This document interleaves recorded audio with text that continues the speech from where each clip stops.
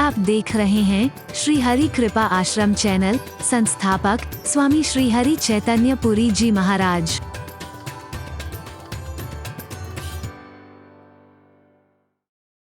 बोलो, जिन चीजों का हम अहंकार कर रहे हैं, क्या ये हमेशा रहने वाली हैं? ये तो हमेशा रहेगा। बोलो, ये ताकत हमेशा रहेगी? उछाल मारते हुए जो भागते थे, अब चलना भी मुश्किल होता है उनके लिए। हरि बोलना। जो सीना तान के चलते थे, अब ऐसे सिकुड़ जाता है। हरि बोलना। एक दिन आता है, दमकता था चेहरा, झुर्रियां पड़ जाती है। हरि बोलना। जिनसे कोई आंखें नहीं मिला पाता है, आज उन आंखों से दिखाई नहीं दे रहा है। हरि बोलना। धन यौवन यूं जाएगा, जा विधि उड़त कपूर। नारायण गोपाल भज, क्यों चाटे जगधूर। ये धन भी हमेशा किसी का गुलाम नहीं रहा है। इसे चंचल कहते हैं, कब किधर पहुंच जाए पता ही नहीं चलता है। हरि बोलना। हमेशा गुलाम नहीं रहा है।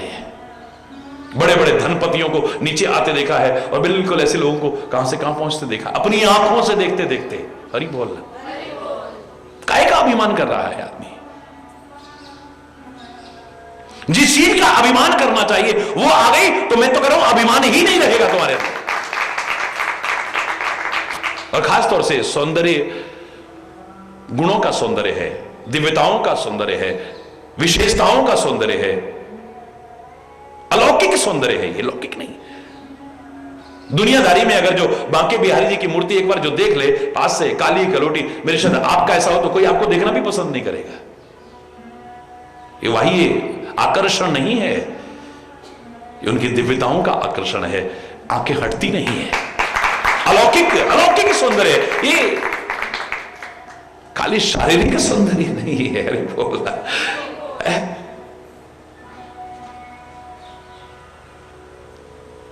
मैंने उदाहरण सुनाया था आपको कि सुकरात एक महान दार्शनिक हुआ है, सोक्रेटिस, ग्रेट फिलोसोफर। और उस दार्शनिक की एक आदत थी, महान होते हुए भी वो बार बार शीशा देखता था। बार बार उसके पास एक शीशा होता था, बस यूं देखता रहता था और सोचता रहता था अच्छी अच्छी चीजें। तो एक बार सौंदर्य के अभिमान में, सुंदरता के अभिमान में अकड़ा एक नवयुवक आया और आकर, ओ सुकरात, क्या भगवान ने तेरे को बहुत सुंदर बनाया है? जले कटे शब्द अभिमान में अकड़ करके कहने लगा। बार बार शीशा देखता है, बार बार शीशा देखता है, क्या तेरे को बहुत सुंदर बनाया भगवान ने? बड़े शांत स्वभाव में सुकरात कहता है, नवयुवक, शीशा तो तुम्हें भी देखना चाहिए। हम तो देखते ही हैं, लेकिन तू काहे को देख रहा है?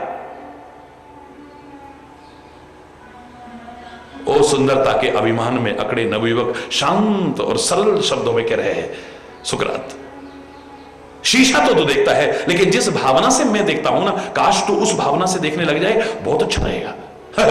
किस भावना से देखते हो तुम, और मुझे किस भावना से देखना चाहिए? उस सुंदरता के अभिमान में अकड़ा नवयुवक एक और प्रश्न दाग देता है। बदले में सुकरात बड़े सरल शब्दों में कहते हैं सुकरात की वैसी शक्ल नहीं थी, दुनिया की निगाह में बहुत बदसूरत माना जा सकता है। अरे बोलना, शक्ल अच्छी नहीं है, लेकिन हीन भावना नहीं है जो जरा जरा बात में हमारे मन में आ जाती है। सुकरात कहता है, उस सुंदरता के अभिमान में अकड़े नवयुवक, मैं जब भी शीशा देखता हूं ना, मेरे मन में आता है, भगवान ने रूप तो सुंदर नहीं दिया, पर कर्म और आचरण इतना सुंदर बना जाऊं कि दुनिया देखती रह जाए। और उस सुंदरता के अभिमान में अकड़े नवयुवक, जब भी तू शीशा देखा करे, तेरे मन में भी यह भावना आनी चाहिए कि भगवान ने शक्ल तो बड़ी सुंदर बनाई है, लेकिन कर्म और आचरण इतने गंदे न कर जाऊं कि दुनिया थू थू थू थू करने लग जाए, थू थू थू थू करने लग जाए। शक्ल तो अच्छी बनाई है, कर्म भी अच्छे करो ना, आचरण भी अच्छे करो, वरना कोई तुम्हारी शक्ल भी देखना पसंद नहीं करेगा, अपने पास भी बैठाना पसंद नहीं करेगा। इसके साथ बैठेंगे तो हमें भी कलंक लगेगा, कोई अपने पास नहीं बैठने देगा तुम्हें। अरे बोलना।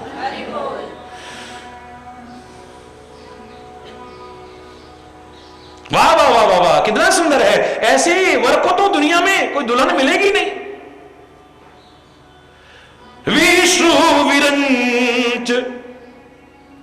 आदि सुर भ्राता, चढ़ चढ़ वाहन चले बराता।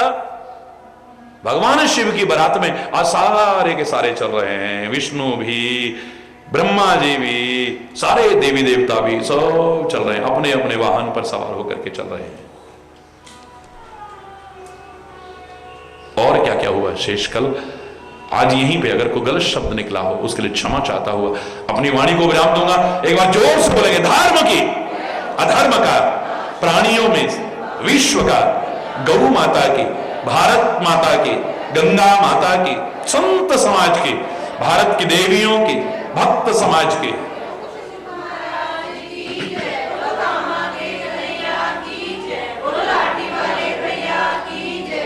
बोल वृंदावन बिहारी, जय जय श्री राधे श्याम राम राम। हरि बोल। शिवाय ओम नमः शिवाय, ओम नमः शिवाय, ओम नमः शिवाय, ओम नमः शिवाय, ओम नमः शिवाय, ओम नमः शिवाय, ओम नमः शिवाय, ओम नमः शिवाय, ओम नमः शिवाय, ओम नमः शिवाय, ओम नमः शिवाय, ओम नमः शिवाय, ओम नमः शिवाय, ओम नमः शिवाय।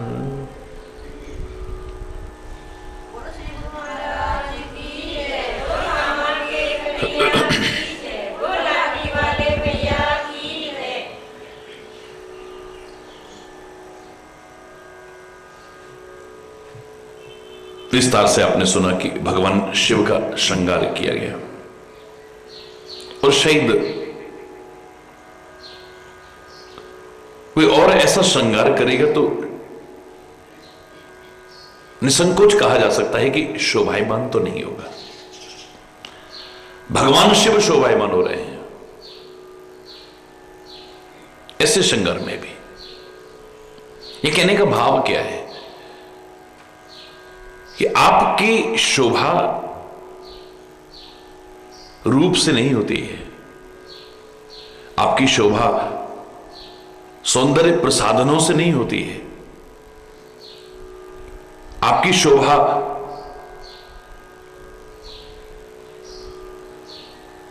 आभूषणों से नहीं होती है,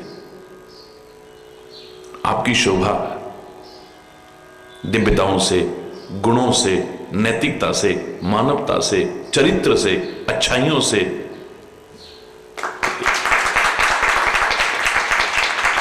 आपने कितने भी सुंदर आभूषण पहन रखे हों, कितने भी सुंदर वस्त्र पहन रखे हों, कितने भी आप सुंदर हैं, लेकिन आपकी बोली ठीक नहीं है, आपकी सोच ठीक नहीं है, आपके कर्म ठीक नहीं है, आपका खानपान ठीक नहीं है, आपकी संगति ठीक नहीं है, आपका चरित्र ठीक नहीं है, आपका स्वभाव ठीक नहीं है, कोई पास बैठना भी पसंद नहीं करेगा आपके।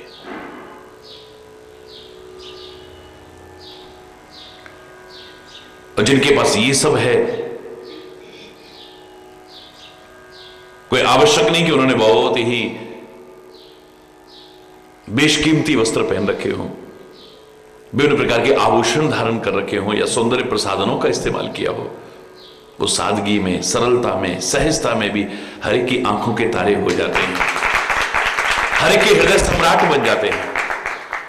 किसी की आंखें वहां से हटती नहीं है, एक आकर्षण होता है।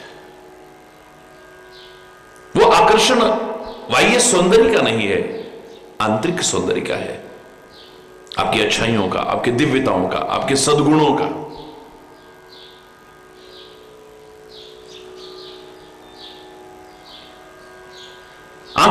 आंखों में कितना भी अच्छा काजल लगा हो,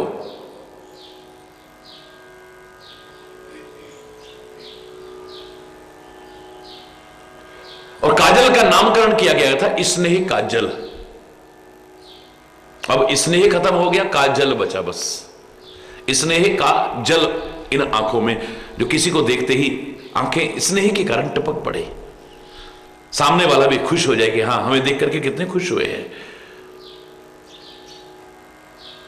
इसके विपरीत ही शायद किसी ने कहा था कि चाह नहीं, आदर नहीं, नहीं नैनन में नेह, तुलसी तहा न जाइए चाहे कंचन वरसे में। स्नेह का जल नहीं है आंखों में।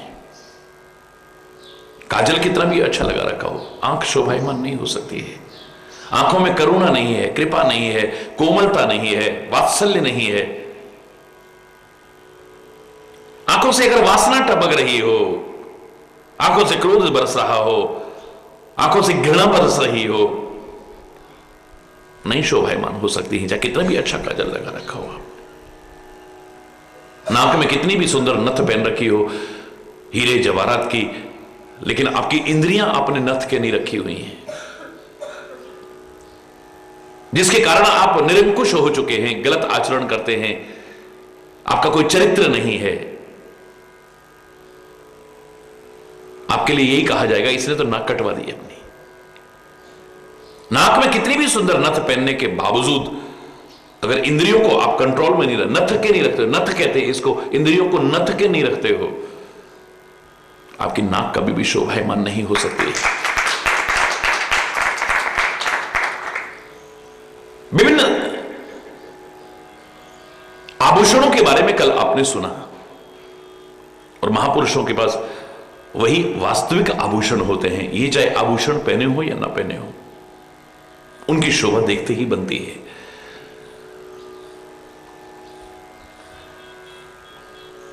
विभिन्न देवी देवता भी, विष्णु ब्रह्मा इत्यादि भी अपने अपने विमान पर चढ़ करके चले, अपने वाहनों पर सज करके चले हैं। अनुपम हर प्रकार से देव समाज, ऐसे लग रहा था कि दूल्हा के अनुरूप नहीं है वर, ये बारात, बारात वर के अनुरूप नहीं है।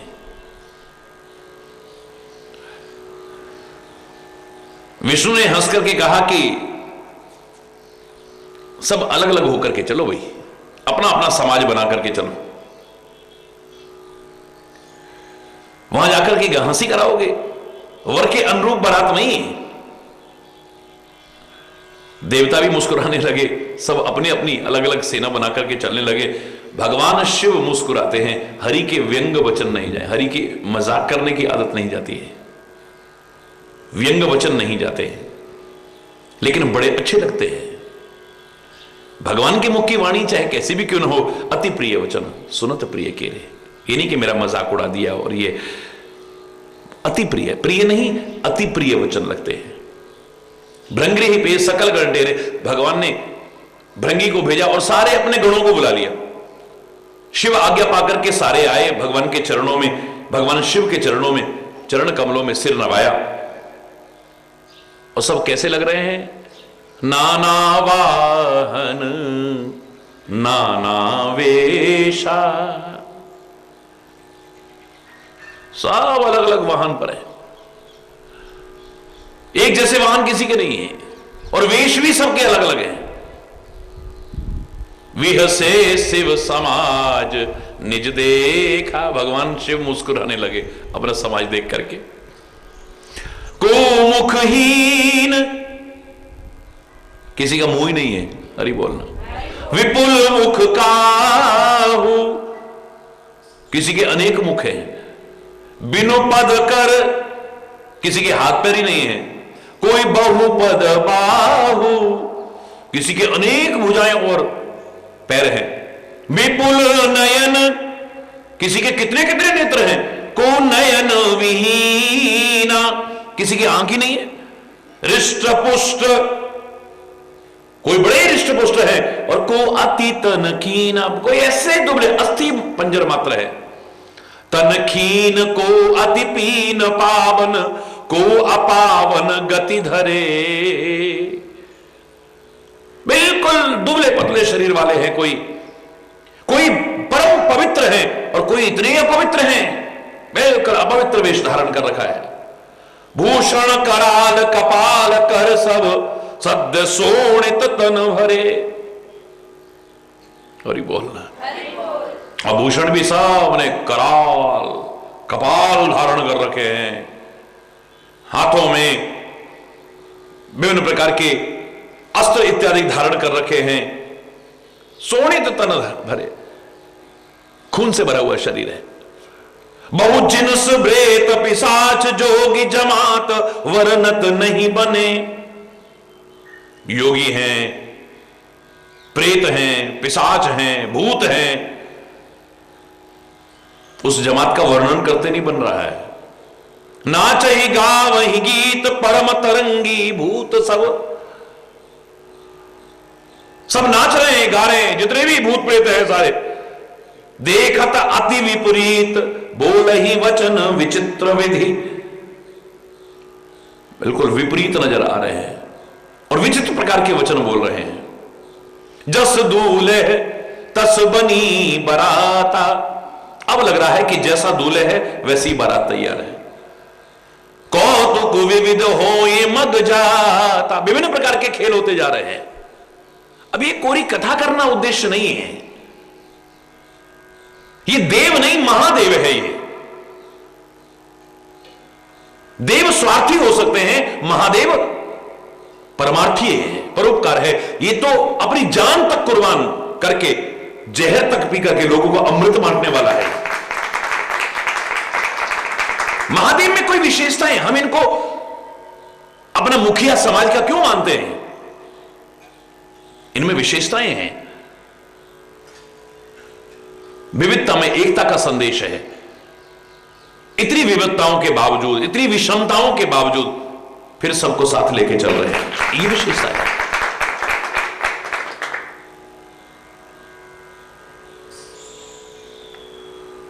सत्संग की विशेषता सबको साथ लेके चलता है। हर तरह के मुंह होते हैं यहां भी, हरि बोलना। कोई मुस्कुराता रहता है, कोई हर टाइम हरि बोलना, कोई गुस्से में दमदमाता रहता है, कोई बात बात में मुंह बना लेता है। किसी के मुंह ही नहीं है, बेचारा बोलता ही नहीं है फालतू।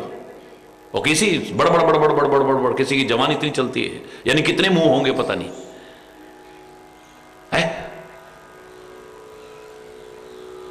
कोई नेत्र के बिना है, आंख होते हुए भी नेत्र के बिना है, उसे कुछ नहीं लेना देना। इधर उधर देख, ये देख वो देख, वो अपने एक जगह पर दृष्टि रहती है बस। और कितनी इतनी आंखें बना रखी हैं, और ये बोलना वहां भी देख, वहां भी देख, वहां भी। ये सब क्या है? प्रतीकात्मक चीजें हैं ये। किसी के हाथ पैर ही नहीं है, हाथ पैर नहीं है यानी वो हाथ पैर होते हुए भी नहीं है, क्योंकि वो निकम्मा है, निठल्ला है, कुछ सेवा करने को राजी नहीं, काम करने को राजी नहीं है। वो किसी के इतने हाथ पैर हैं, ज्यादा नहीं है वही, लेकिन इतनी सेवा करता है, पता नहीं कितने हाथ पैर होंगे।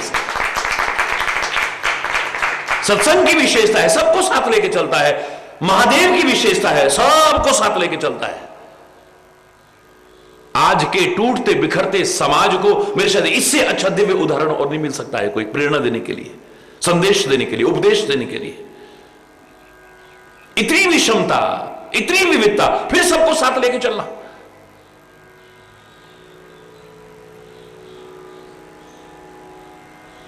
बारात की बात छोड़िए, घर के अंदर भी भगवान शिव के गिने चुने सदस्य हैं, क्या किसी की शक्ल आपस में मिलती है? भगवान शिव के 5 मुख, 3-3 नेत्र, पत्नी पार्वती दुर्गा की अनेक भुजाएं, बेटे गणेश के हाथी जैसा मुख और 4-4 हाथ, स्वामी कार्तिकेय के 6 मुख। रूप किसी का मिलता है? किसी का रूप आपस में नहीं मिलता है। वाहन किसी का आपस में नहीं मिलता है। भगवान शिव नंदी पर सवार है, मां दुर्गा शेर पर सवार है, स्वामी कार्तिकेय मोर पर सवार है, और मेरा गणेश चूहे पर सवार है। खान पान किसी का आपस में नहीं मिलता है। उसको बेलपत्री वगैरह अच्छी लगती है, गणेश को लड्डू अच्छे लगते हैं, दुर्गा को अनेक प्रकार के पकवानों के भोग लगाए जाते हैं। ना इनके रूप आपस में मिलते हैं, ना इनके खान पान आपस में मिलते हैं, ना इनके वाहन आपस में मिलते हैं, और एक दूसरे के स्वाभाविक शत्रु परिवार में मौजूद है। विविधताओं और विषमताओं के बावजूद हो सकता है लोग इकट्ठे होकर रह ले, लेकिन एक दूसरे के दुश्मन, स्वाभाविक दुश्मन। कोई जमीन जायदाद के बंटवारे की लड़ाई नहीं, जन्मजात दुश्मन है एक ही परिवार के अंदर। बैल और शेर की स्वाभाविक शत्रुता है, लेकिन उस परिवार में मिलकर रहते हैं। चूहे की और सर्प की जन्मजात शत्रुता है, लेकिन उस परिवार में मिलकर रहते हैं। मोर की और सर्प की स्वाभाविक शत्रुता है, मोर सर्प को खा जाता है, लेकिन उस परिवार में मिलकर रहते हैं। भगवान शिव कहते हैं कि तुम मेरे पास आते हो, जल चढ़ाते हो, पूजन करते हो, क्या कभी शिक्षा ली कि ऐसे ऐसे लोगों को मैं अपने परिवार में समेट के बैठा हुआ हूं, क्या तुम अपने परिवार में सबको इकट्ठा करके नहीं रख सकते हो? कम से कम सीखते कि मैंने कैसे रखा है। हम सबके अंदर शक्ति है, हम सबके अंदर सामर्थ्य है, लेकिन उसका दुरुपयोग नहीं करते हैं। सबके दिमाग ठंडे रहते हैं। दुर्गा के स्वरूप का जो वर्णन आता है, माथे पर चंद्रमा है। गणेश के स्वरूप का जो वर्णन आता है, भाल चंद्रो गजानन, माथे पर चंद्रमा है।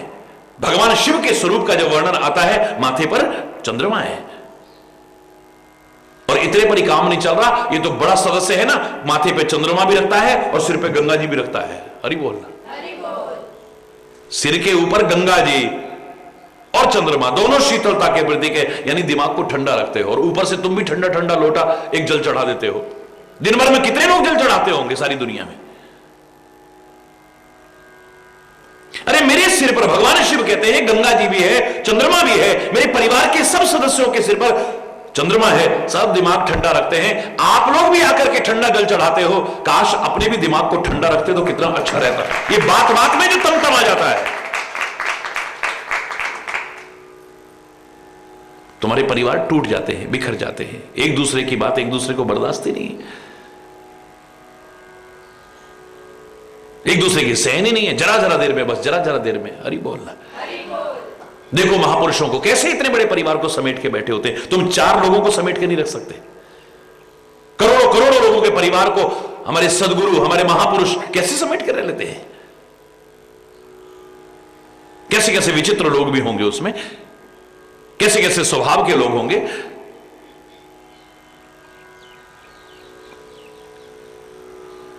भगवान शिव को देखिए कैसे कैसे लोगों को समेट करके रखा हुआ है। ये जो विविधता बताई है, विषमता बताई है। भारत राष्ट्र तो खास तौर से विविधताओं का देश है, अनेकताओं का देश है, लेकिन अनेकता में भी एकता, विविधता में भी एकता का संदेश मिला। अलग अलग हो चाहे,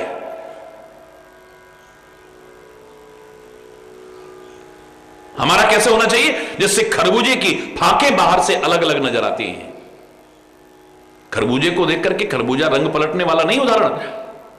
हमें क्या सीखना है, खरबूजे की फांकें सब अलग अलग नजर आती हैं बाहर से।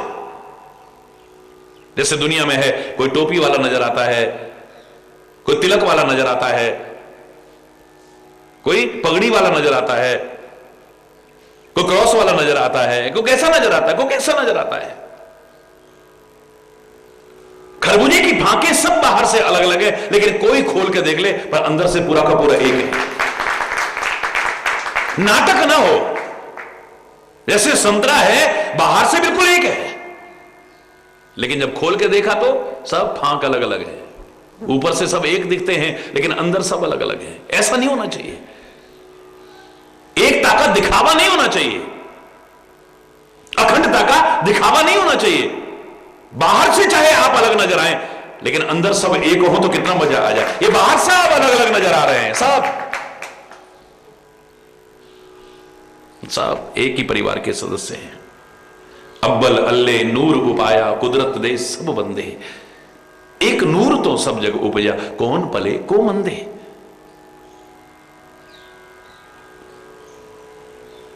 सबको पैदा करने वाला एक ही परमात्मा है, उसके नाते सब एक ही परिवार के सदस्य हैं, सारे मिलके रहें तो कितना अच्छा लगता है। हमारे मत अलग हो सकते हैं, पंथ अलग हो सकते हैं, संप्रदाय अलग हो सकते हैं, लेकिन धर्म एक है जो मानवता का संदेश देता है, नैतिकता का संदेश देता है, चरित्र का संदेश देता है, सद्भावना का संदेश देता है, राष्ट्रीयता का संदेश देता है। और जो न दे मैं उसे धर्म भी नहीं मानता हूं। ऐसे ही परमात्मा के नाम अलग अलग हो सकते हैं, परमात्मा की उपासना पद्धतियां अलग अलग हो सकती हैं, उसको जानने, उस तक पहुंचने के मार्ग अलग अलग हो सकते हैं, लेकिन परमात्मा भी एक ही है और हम उस एक परमात्मा की संतानें हैं। भारतीय संस्कृति ने तो यही सिखाया है कि बाहर से कैसे भी हो लेकिन भेद ना हो, काले गोरे का भेद नहीं, हर दिल से हमारा नाता है। हो काले गोरे का भेद नहीं, हर दिल से हमारा नाता है। हो कुछ और ना आता हो हमको, हमें प्यार निभाना आता है। हो कुछ और ना आता हो हमको, हमें प्यार निभाना हो। जिसे जान चुकी सारी दुनिया, जिसे मान चुकी सारी दुनिया, मैं बात वही भारत का रहने वाला हूं, भारत की बात सुनाता हूं। है प्रीति जहां की रीति सदा, मैं गीत वहां के गाता हूं। भारत का रहने वाला हूं, भारत की बात सुनाता हूं। है प्रीति जहां की रीति सदा, है प्रीति जहां की रीति सदा, है प्रीति जहां की रीति सदा। मैं उस देश का वासी हूं जहां प्रेम की रीति है, सद्भाव की रीति है, एकता की, सौहार्द की रीति है, जहां अनेकता में एकता का संदेश दिया जाता है, जहां विविधता में एकता का संदेश है, जहां बार बार यही स्वर गूंज करके आता है, मिले सुर मेरा तुम्हारा तो सुर बने हमारा। संगठन में शक्ति है, तुम अलग अलग हो लेकिन तुम्हारा सब का अंतर से सुर एक निकले, सब इकट्ठे होकर के चलो। तुम्हें कोई बांट नहीं सकता, तुम्हें कोई काट नहीं सकता, तुम्हें कोई तोड़ नहीं सकता, तुम्हें कोई फोड़ नहीं सकता, किसी की हिम्मत नहीं है। समाज संगठित रहेगा, अपने अपने रीति रिवाज हैं, अपनी अपनी मर्यादाएं हैं, अपनी अपनी संस्कृति है, उसके बावजूद हम एक हैं। तो यहां कहने का तात्पर्य कि किसी की आंख ही नहीं है यानी कोई नहीं देखता, उसे क्या लेना, एक को देख लिया ना, और क्या देखना है। अब आंख होते हुए भी आंख बंद कर लेता है, हरि बोलना। और एक की जाने कितनी आंखें हैं, उसको भी देखना, उसको भी देखना, उसको भी देखना, वहां भी देखना, चारों तरफ नजर घूमती रहती है। हरि बोलना। एक बिना मुख का है, बिना मुख का तात्पर्य बोलता ही नहीं है, फालतू, उसको बहुत संयमी है, मितव्यता को अपनाता है, ना कंजूस है ना उड़ाऊ है। कंजूस का तात्पर्य जो आवश्यक भी खर्च नहीं करता है, आवश्यक भी नहीं बोलता है, आवश्यक भी व्यवहार नहीं करता है। और उड़ाऊ कौन होता है? जो अनावश्यक भी खर्च करता है, अनावश्यक बोलता रहता है, अनावश्यक व्यवहार करता रहता है, अनावश्यक संबंध बनाता रहता है। ना कंजूस बनो ना उड़ाऊ बनो, चाहे पैसे के संबंध में हो, चाहे बोलने के संबंध में हो, चाहे व्यवहार करने के संबंध में हो, चाहे संबंध बनाने के संबंध में हो, लेकिन मितव्यता को अपनाना चाहिए, इकोनॉमिकल बनना चाहिए। जहां आवश्यक हो चाहे जितना बोलो, अनावश्यक एक शब्द भी मत बोलो। जहां आवश्यक हो और सामर्थ्य है चाहे जितना खर्च करो, अनावश्यक एक पैसा भी खर्च मत करो। हरि बोल। जहां आवश्यक है चाहे जितना व्यवहार करो, अनावश्यक कोई व्यवहार मत करो। आवश्यकता हो जितने चाहे संबंध बनाओ ना, अनावश्यक किसी से भी संबंध मत बनाओ। हरि बोल। एक के हाथ पैर ही नहीं है। अब हम तो कहेंगे हाथ पैर होते हुए भी उसके तो हाथ पैर ही नहीं है, जो काम करता ही नहीं है। और एक के कितने हाथ पैर हैं, यानी इन दो हाथ पैरों से ही कितना कितना काम कर लेता है वो। अपनी सामर्थ्य से ज्यादा करने की कोशिश करता है। एक काम करने का बहाना खोजता है, एक काम न करने का बहाना खोजता है। हरि बोलना। एक सेवा के बहाने खोजता है, एक सेवा से बचने के बहाने खोजता है। हरि बोलना। ये हर तरह के लोग हैं, लेकिन धन्य है परमात्मा उस सबको साथ लेके चलता है।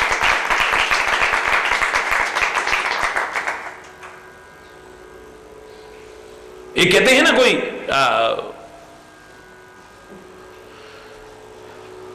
बड़ा धर्मात्मा राजा था,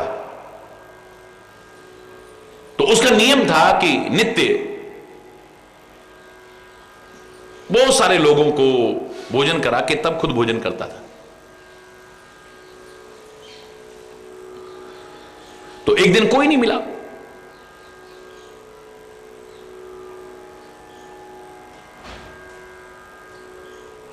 तो रास्ते में चला जा रहा है कि भाई कोई मिल जाए तो मैं उसको पहले बुलाऊं और भोजन खुद जाकर के राजा।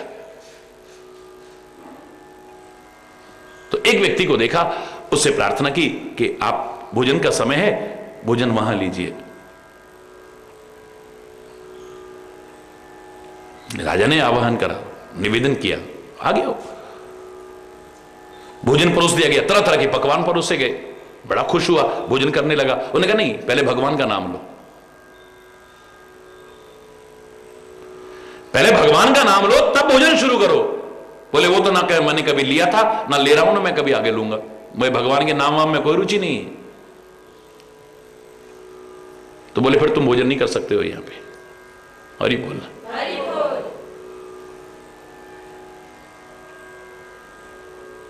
फिर तुम भोजन नहीं कर सकते हो यहां। कहते आकाशवाणी हुई, प्रभु कहते हैं तूने कभी विचार करा इतने साल से ये भूखा तो नहीं था ना, इतने साल से भोजन कर ही रहा है ना, और भगवान का मेरा नाम भी नहीं लेता था ये। मैं इतने वर्षों से इसका पालन कर रहा हूं, तू कैसा मेरा भक्त है, एक समय का भोजन कराने में अगर वो मेरा नाम नहीं रहा तो उसे भोजन ही कराने को तैयार नहीं है, नहीं ले रहा। वो आस्तिक को भी पाल रहा है, नास्तिक को भी पाल रहा है, मनुष्य को भी पाल रहा है, राक्षसों को भी पाल रहा है, देवताओं को भी पाल रहा है, पशुओं को भी पाल रहा है, कीट मकोड़ों तक को पाल रहा है, पत्थर में कीड़े पल रहे हैं उनको भी पाल रहा है।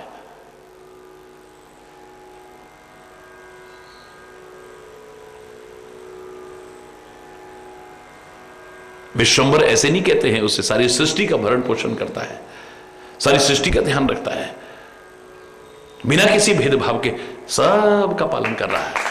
हाँ, कृपा पात्र कौन बन पाएगा और दया पात्र कौन बन पाएगा ये अलग विषय है। अपनी सोच, अपने स्वभाव, अपने कर्म, अपने आचरण के द्वारा कोई दया का पात्र बनता है, कोई कृपा का पात्र बनता है, ये एक अलग विषय हो सकता है। पालन सबका कर रहा है वो।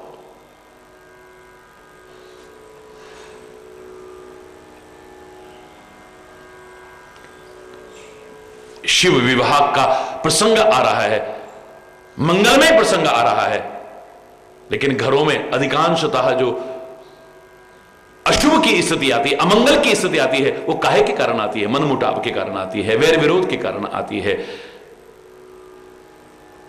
लड़ाई झगड़े के कारण आती है, कला कलेश के कारण आती है, अशांति के कारण आती है। काश शिव के इस अनेकता में एकता, विविधता में एकता के संदेश को अपना लिया होता तो परिवार में शुभ और मंगल ही मंगल होता, आनंद ही आनंद आता। महापुरुष, अवतार, संत, सदगुरु ये तो अपनी हर क्रिया के द्वारा सिखाते हैं, हर आचरण के द्वारा सिखाते हैं, हर व्यवहार के द्वारा सिखाते हैं। और मैं तो कहूं वो चुप हैं तो भी सिखाते हैं, बोल रहे हो तब भी सिखाते हैं, चल रहे हो तब भी सिखाते हैं। सीखने वाला होना चाहिए।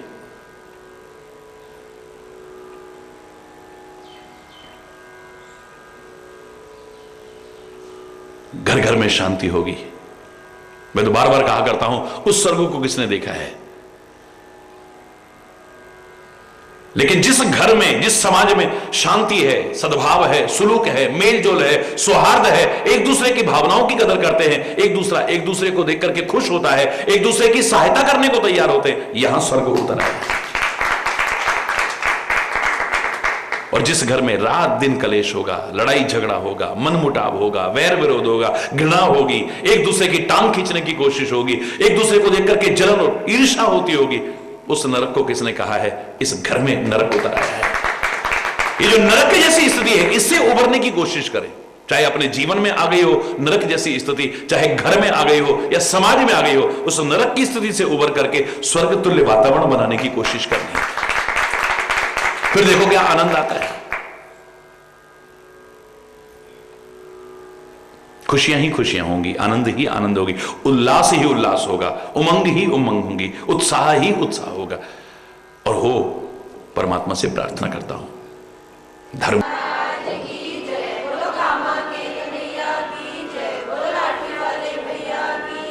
हरि बोल।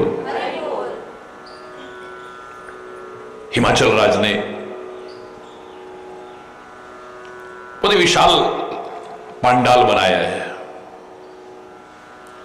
और दुनिया में जितने भी पर्वत हैं सबको निमंत्रण भेजा है, यानी अपनी बिरादरी को, सबको।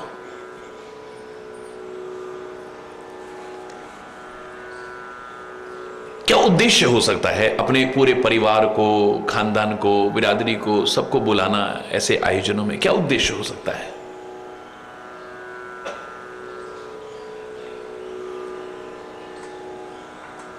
अकेले भी बैठे तो विवाह हो सकता है, वर वधू हो, दो चार लोग हो, विवाह हो जाए, क्या आवश्यकता है?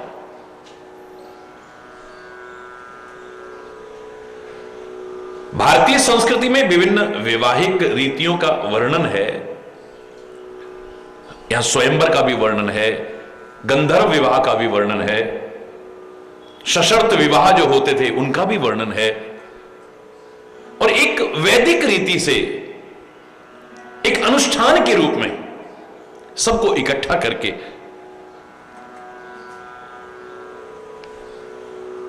सबके आशीर्वाद लेते हुए भी विवाह का वर्णन है।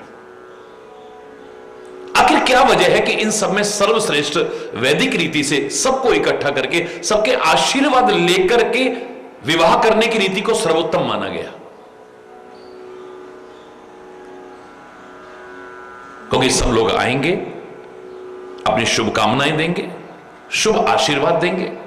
किसकी शुभकामना, किसका आशीर्वाद फलीभूत हो जाए और बच्चों का जीवन सुखी रहे, यही उद्देश्य हो सकता है।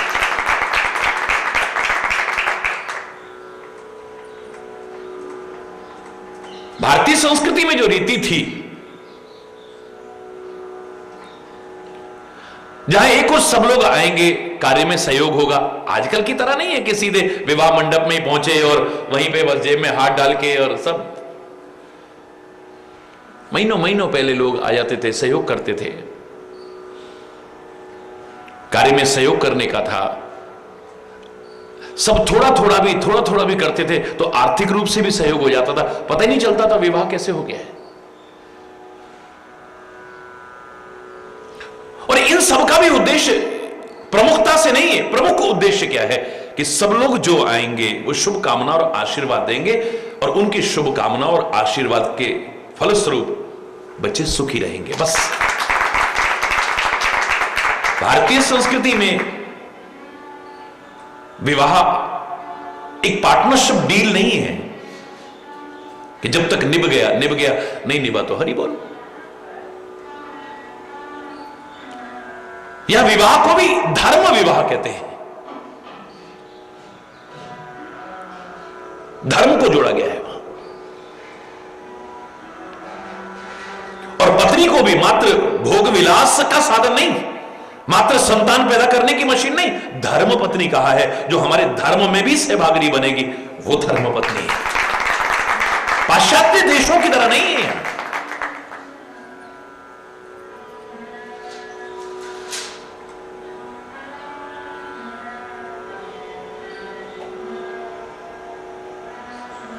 धार्मिक अनुष्ठान अधूरा माना जाता था यदि धर्मपत्नी साथ नहीं बैठती है तो।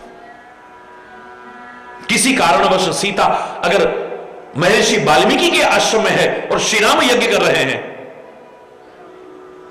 तो परंपरा का निर्वाह करते हुए स्वर्ण प्रतिमा बना करके बिठा रहे हैं। उद्देश्य क्या है? अधूरा है। भगवान शिव के अर्धनारीश्वर स्वरूप के द्वारा क्या बताना चाह रहे हैं? ये दोनों आधे आधे भाग के, इसलिए उसे अर्धांगिनी कहते हैं। दोनों का बराबर है। मूर्ख हैं वो लोग जो पति को तो सिर का ताज बताते हैं और पत्नी को पैर की जूती बताते हैं। ना ना ना, ये तो गाड़ी के दो पहिए हैं, दोनों बराबर होंगे तो सही चलेगा। दो पहियों में से एक भी अगर छोटा हो गया और एक बड़ा हो गया, दूरी कटने लग जाएगी आपके। हरि बोलना समान है। इसीलिए एक दूसरे की भावनाओं की कदर करने का भाव रखा गया है, एक दूसरे के सम्मान की रक्षा का भाव रखा गया है, एक दूसरे के सुख दुख को समझने का, एक दूसरे के हृदय के उद्गार को समझने का भाव रखा गया है।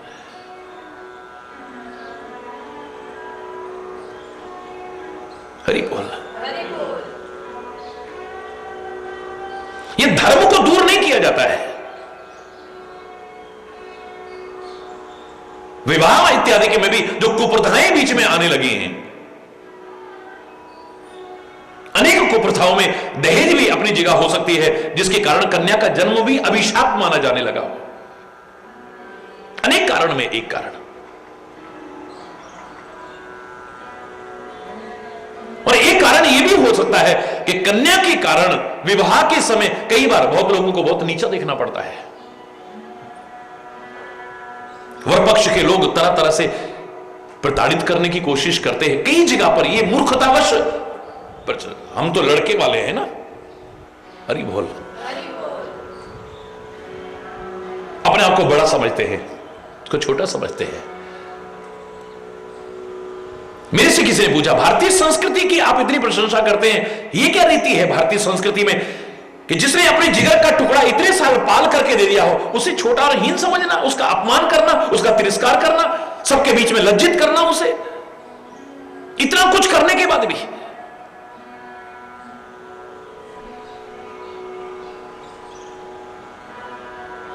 भारतीय संस्कृति में ऐसा नहीं है। भारतीय संस्कृति को अगर जानना चाहते हो, उसका स्वरूप सामने आता है। जनकपुर में जब महाराजा जनक महाराजा दशरथ के चरणों की ओर झुकने लगे थे श्री राम के विवाह में, और तीनों भाइयों के, चारों भाइयों का विवाह होने वाला है, श्री राम के पिता महाराजा दशरथ के चरणों में जानकी के पिता महाराजा जनक झुकने की कोशिश करते हैं। वो अभी झुके उससे पहले ही महाराजा दशरथ ने चरण छू लिए हैं। वर के पिता ने वधू के पिता के चरण छू लिए, हाहाकार मच गया। ये तो अनर्थ हो गया है, ये तो पाप हो गया है, ये तो अधर्म का काम हो गया है। विवाह को तो धर्म विवाह कहते हैं, वहां धर्म का पालन किया जाता है कदम कदम पर। वर के पिता ने वधू के चरण छू लिए। महाराजा जनक भी कहते हैं कान पकड़ते हुए, महाराज जी आपने बहुत अपराध हो गया हमसे, बहुत भारी पाप हो गया, आपने मेरे पैर छू दिए। मैं तो छोटा हूं, मैं कन्या का पिता हूं महाराज, आप वर के पिता हैं, आप बड़े हैं, आपके चरण छूना मेरा कर्तव्य है। मेरे चरण छू करके आपने मुझे पाप और अपराध का भागीदार बना दिया है। महाराजा दशरथ कहते हैं एक बात बताओ, आप तो परम ज्ञानी हैं महाराजा जनक, दान देने वाला बड़ा होता है या दान लेने वाला बड़ा होता है? बड़े बड़े विद्वान हैं यहां पर, मेरा सब विद्वानों को खुला चैलेंज है। महाराजा दशरथ कहते हैं मैं भी वशिष्ठ का शिष्य हूं, महाराजा वशिष्ठ का शिष्य हूं, मैं आपसे पूछता हूं बताइए दान देने वाला बड़ा होता है या दान लेने वाला बड़ा होता है? बहुत विचार करने के बाद एक मत से स्वर आता है कि दान देने वाला बड़ा होता है, क्योंकि उसका हाथ ऊपर होता है, और दान लेने वाले का तो हाथ नीचे होता है, वो छोटा ही होता है। तो महाराज फिर मैं बड़ा कैसे हो गया मुझे बताइए, और आप छोटे कैसे हो गए? आप कन्यादान कर रहे हैं और मैं कन्यादान ले रहा हूं। अगर दान देने वाला बड़ा होता है तो कन्या का पिता छोटा नहीं हो सकता है, उसका सम्मान कम नहीं हो सकता है, उसका तो सम्मान हमें रखना चाहिए। हम दान स्वीकार कर रहे हैं। महाराज मेरे पास सब कुछ था, पर एक कमी थी, वधुओं की कमी थी। उस कमी को आपने पूरा किया, मेरी झोली में डाल दी है आपने 4 बेटियां अपनी, अपने अनमोल रत्न दे दिए, अपने जिगर के टुकड़े दिए हैं, जिन्हें मैं भी अपने जिगर के टुकड़ों से बढ़कर के पालूंगा, इनका ध्यान रखूंगा, आंखों की पुतलियों की तरह इनकी रक्षा करूंगा मैं भी। यह है भारतीय संस्कृति। हरि बोल। उसी भारतीय संस्कृति ने धर्म विवाह कहा है, मात्र विवाह नहीं कहा है। पत्नी को मात्र भोग विलास का साधन नहीं कहा, मात्र संतान पैदा करने वाली एक मशीन नहीं कहा, धर्म पत्नी कहा है। धर्म में भी जो सहभागिनी बनेगी,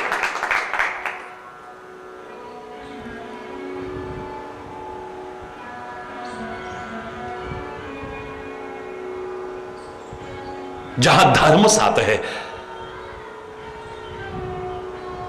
वहां सुख और आनंद ही होगा, क्योंकि सच्चा सुख और आनंद तो धर्म की शरण में ही है, परमात्मा की शरण में ही है, सत्संग की शरण में ही। और सुख के साधन जुटा सकते हो, पर सुखी हो पाओगे इसकी गारंटी नहीं है। अन्यत्र आप सुख के साधन इकट्ठे कर सकते हो, सुख इकट्ठा कर लोगे इस बात की गारंटी नहीं है। सुख का मूल तो धर्म ही हो सकता है, मूलम धर्म। जीवन वृक्ष में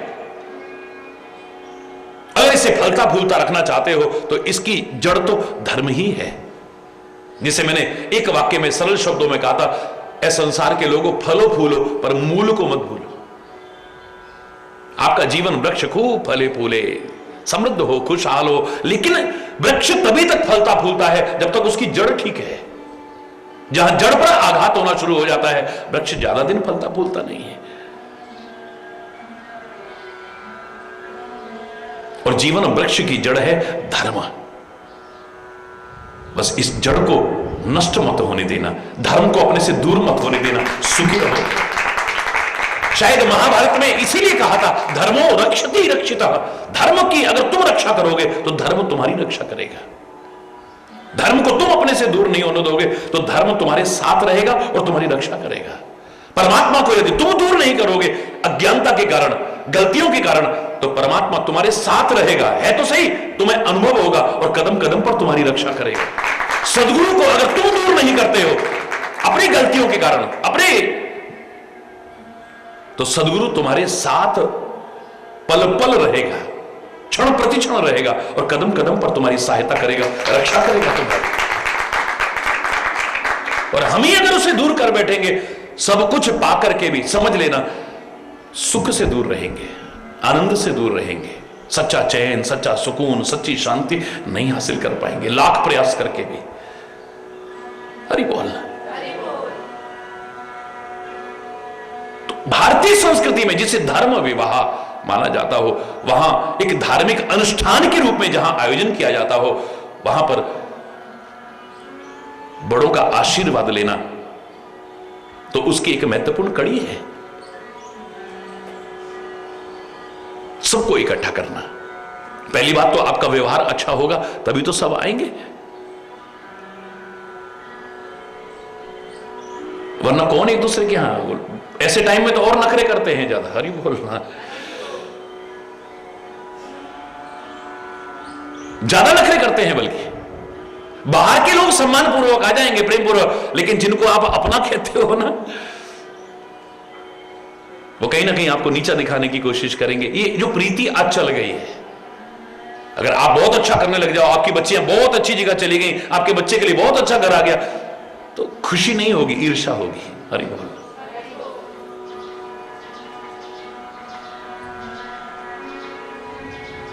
बच्चे का जन्मदिन हुआ, सबको बुलाते थे। दुकान का, मकान का शुभारंभ करना है, उद्योग का शुभारंभ करना है, सबको बुलाते थे।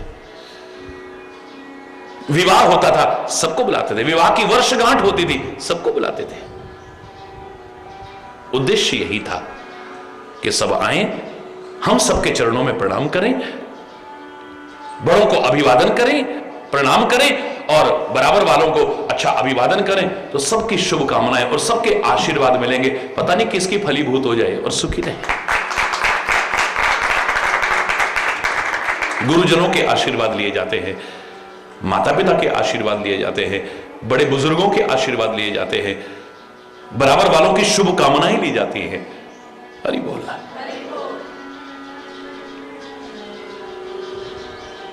जितने भी संसार में पर्वत हैं, पर्वतराज ने सबको बुलाया है। ये नहीं कि ये छोटा है, ये बड़ा है, सबको। और हमारी परिवार में क्या रीति है, आज अधिकांशता क्या हो गया है, हम किसको ज्यादा स्थान देंगे? जो थोड़ा कुछ समाज में अपनी जगह रखता होगा, जो गरीब होगा वैसा, उसको तो बताने में भी शर्म आती है कि ये हमारा अपना है। 10 लोगों में परिचय कराने में शर्म आती है अगर उसका कोई स्टेटस नहीं होगा तो। और कोई स्थान होगा, कोई गरिमा होगी, पद प्रतिष्ठा वाला होगा, धनाढ्य होगा, मान सम्मान वाला होगा, ना भी रिश्ता होगा तो ये हमारे चाचा के, ताऊ के, फलाने का, ठिकाने का, उसका उसका उसका उसका उसका वो निकलता है, दूर दूर का निकाल के ले आएंगे। और सगा रिश्तेदार भी होगा, लेकिन बेचारे की समाज में कोई ऐसी स्थिति नहीं होगी, फटे हाल होगा, उसे बताने में भी हम शर्म करते हैं।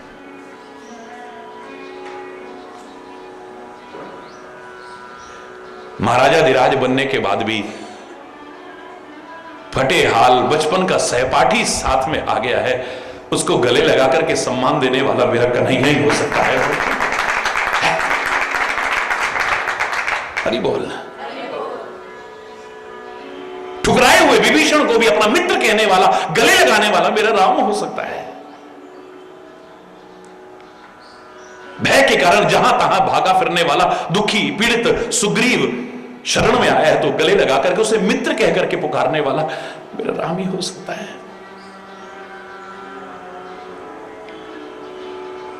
निषाद जिसे सब नीच समझते थे, भरत भैया की तरह गले लगा करके प्यार देने वाला मेरा राम ही हो सकता है। या मेरे सदगुरु हो सकते हैं जो ये नहीं देखते कि ये गरीब है, अमीर है, छोटा है, बड़ा है, काला है, गोरा है, सबको प्यार देने वाले बिना किसी भेदभाव के। हमें अपने स्वार्थों के कारण भेदभाव लगता है, अपनी गलतियों के कारण भेदभाव लगता है, वरना एक वही है जो कभी भेदभाव नहीं करते हैं, सबको गले लगाते हैं। कई बार तो हम विचार करेंगे तो हमें अपने कर्म इस लायक नजर नहीं आते कि हम उनके चरणों में भी झुक पाए, लेकिन वो हमें गले लगाने की कोशिश करते हैं।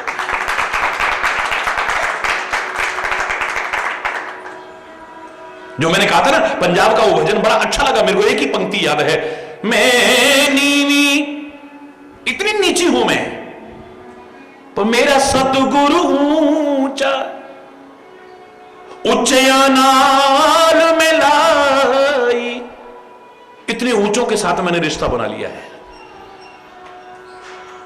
मैं तो उनके चरणों की धूली के बराबर भी नहीं हूं। मेरे जैसे तो पता नहीं कितने वहां पर है।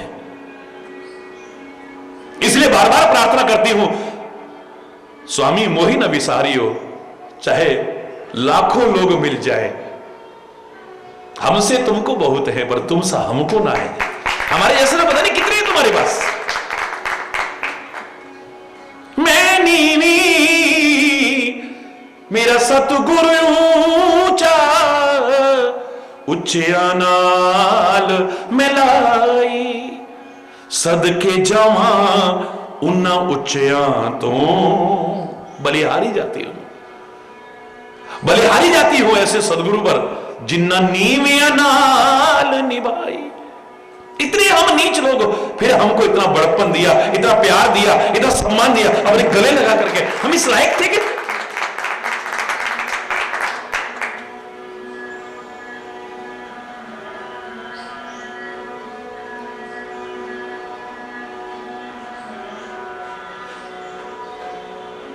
यहां ये नहीं देखा है कि लघु विशाल नहीं वर्ण से है, ये नहीं देखा कि छोटा पर्वत है बड़ा पर्वत है, यानी रिश्तेदार छोटा है या बड़ा है, ये नहीं देखा है। एक ऐसा उदाहरण सुनने को मिला कि शर्म के मारे आज के संबंधों की गरिमा को देख करके सिर झुक जाता है। एक व्यक्ति रोता हुआ आया और आकर के कहने लगा, महाराज आज तो मर जाने को मन कर रहा है। क्यों? इतना अनमोल जीवन क्यों नष्ट, ऐसा क्या दुख है? बोले महाराज मैं बहुत गरीब आदमी हूं, सड़क पर पत्थर फोड़ता हूं, एक एक पैसा बचा बचा करके, भूखे रह करके, कम कपड़े पहन करके भी, परिवार में बहुत कंजूसी कर करके, थोड़ा थोड़ा बचा करके भी मैंने अपने इकलौते बच्चे को पढ़ाया लिखाया, इस लायक बनाया कि आज वो थानेदार बन गया है। अरे बोलना, दूर दूर रहा कोई बात नहीं, बस इतनी खुशी थी कि मेरा बेटा आज इस लायक बन गया है, लेकिन अब तो पास के थाने में आ गया है। तो मैंने कहा इसमें दुख की क्या बात है, तो खुशी की बात है यार, आपकी मेहनत सफल होगी भैया। बोले महाराज आगे तो सुनिए, मैं आज थाने पर मिलने चला गया उसको। मैंने कहा कहूंगा कि घर में ही आके रह लो, तुम यहां क्वार्टर में रह रहे हो, ठीक है झोपड़ी सही, हम इस लायक नहीं है, धीरे धीरे हम और इतनी मेहनत करेंगे कि एक कमरा बना लेंगे भाई, ऐसा कर लेंगे वैसा कर लेंगे। उससे कहता घर पे, लेकिन महाराज वो अपने दोस्तों के साथ बैठा हुआ था, धूप सेक रहे थे सारे के सारे, मेरी तरफ देखा भी नहीं उसने, उठ करके प्रणाम करना तो बहुत दूर की बात है। तो मैंने कहा इतने पर तुम प्राण क्यों देना चाहते हो? बोले महाराज उसके आगे तो सुनिए आप। एक पुलिस वाले ने पुलिसी अंदाज में कहा, क्यों खड़े हो यहां पर? मैं जब बहुत देर से खड़ा हुआ देख रहा था, हटो यहां से। तो उसके मुंह से निकला, नहीं नहीं नहीं खड़े रहने दो। तो उसने पूछा, साहब आप इसको जानते हैं क्या? बोले हाँ हमारे घर का नौकर है, मेरे बेटे ने मुझको नौकर कह करके परिचय दिया है, इससे बड़ी शर्म की बात और क्या हो सकती है?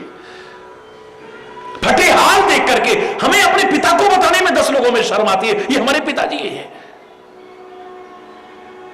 आज जो समाज की स्थिति हो चुकी है, किसी अपने को बताने में शर्म आती है अगर कोई फटे हाल है तो, कोई गरीब है तो।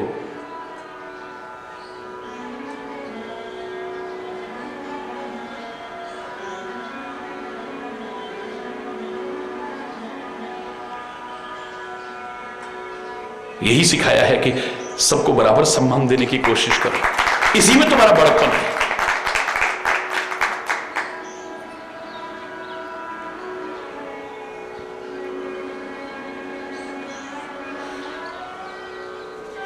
जो उनके परिवार के हैं, वन सागर नदी तालाब पर्वत, जो अपनी बिरादरी है, जो रिश्तेदारी है, यानी कहने का तात्पर्य है सबको निमंत्रण भेजा है। वो कामरूप सब सुंदर तम धारण करके समाज सहित वहां पहुंचे हैं सारे।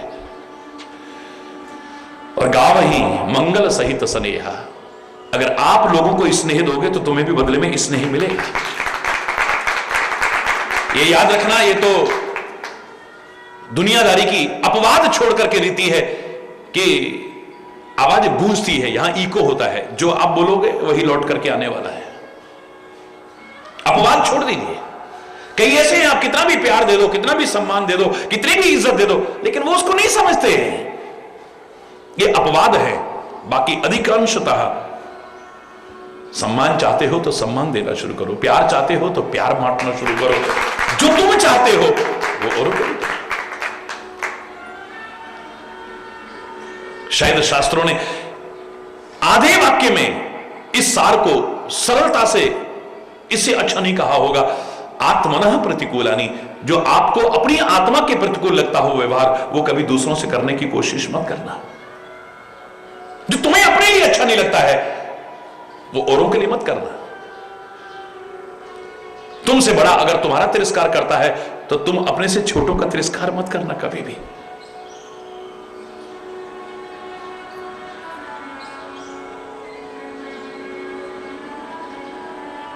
तुम चाहते हो तुम्हें को गाली ना दे तो तुम भी किसी को गाली मत देना। तुम चाहते हो कोई दुर्व्यवहार ना करे तुम्हारे साथ तो तुम भी दुर्व्यवहार मत करना किसी के साथ। तुम नहीं चाहते कि तुम्हारी कोई निंदा चुगली करे तो तुम भी किसी की निंदा बोलो ना।